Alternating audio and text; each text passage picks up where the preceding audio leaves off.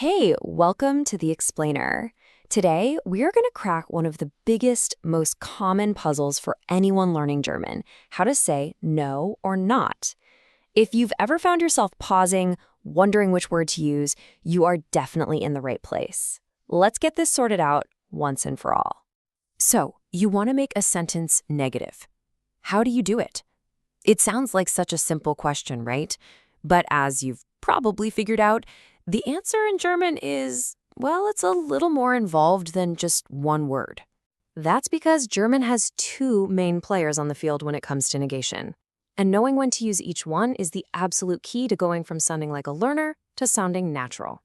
And here's our game plan. We'll start by looking at the no problem itself. Then we'll properly meet our two words, nicht and kein. After that, we'll lay out the super simple rulebook for choosing between them. And finally, we're going to put your new skills to the test. Okay, so let's get right to it. This whole challenge really boils down to just two words, nicht and kein. And the most important thing to know right off the bat is that they are not interchangeable, not at all. First up, let's meet nicht. I want you to think of nicht as your general, all-purpose tool. It's your Swiss Army knife of negation. It's the one you're going to be reaching for most of the time because it can do so many different jobs. And I mean, just look at its resume. Nicht can negate an entire action by targeting a verb. It can completely flip the meaning of adjectives and adverbs. It can even zero in on really specific nouns, like saying, not the car or not my house.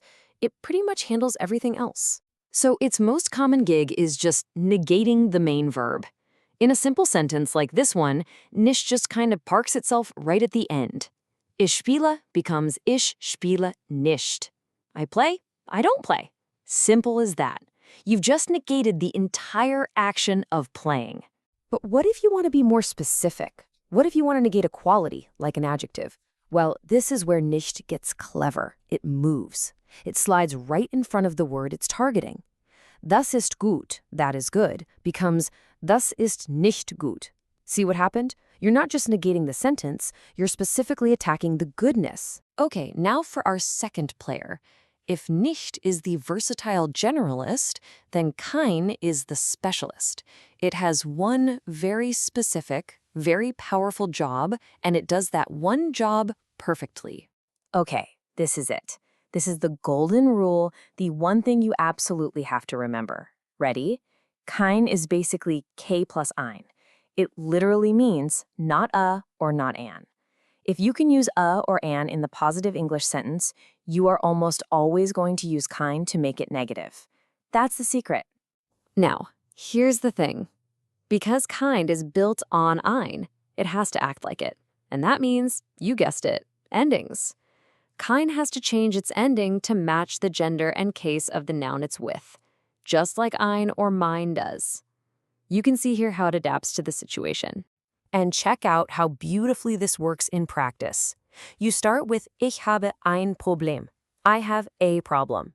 To negate it, you just do a simple swap. Ein becomes kein. Ich habe kein Problem. I have no problem. It's a direct, clean replacement. Kein also steps in for those nouns that don't use an article at all, like abstract ideas. You wouldn't say, I have a time, right? You just say, I have time. Ich habe Zeit. To negate this, you bring in kein. And since Zeit is a feminine noun, kein gets an E on the end. Ich habe keine Zeit. Okay, so we've met the players, we've seen what they can do. Now it's time to put it all together. Let's build our clear, simple guide so you know exactly which word to choose every single time, without even thinking about it. And this is it. This is your ultimate cheat sheet. It all comes down to one simple question. Are you negating a general noun, one that uses a or an or has no article at all? If yes, you use kein. For literally everything else, verbs, adjectives, specific nouns with the or my, you use nicht. That's the core logic right there. This example with the bicycle just nails the difference. It makes it crystal clear. If you're saying you have no bike in general, negating the very concept of owning a bike, you use kein. But if you're talking about the specific bike your friend is asking about, you use nicht.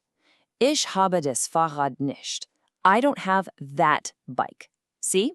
The meaning is completely different. All right, theory time is officially over.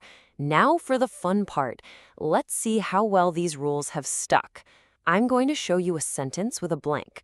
Your job is to decide, does it need nicht or kein? Let's do this. Okay, first one. Ich bin nicht müde. I am not tired. So, take a second. What kind of word are we trying to negate here? What's the target? The answer is nicht. Ich bin nicht müde. Exactly. Why? Because müde, tired, is an adjective. It's describing a state or quality. And as we saw in our rule book, negating adjectives is a classic job for our generalist, nicht.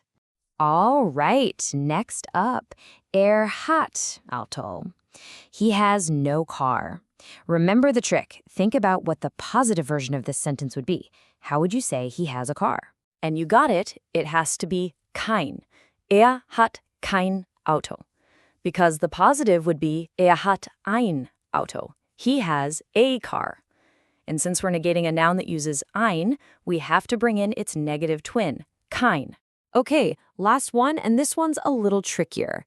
Sie trinkt blank Kaffee.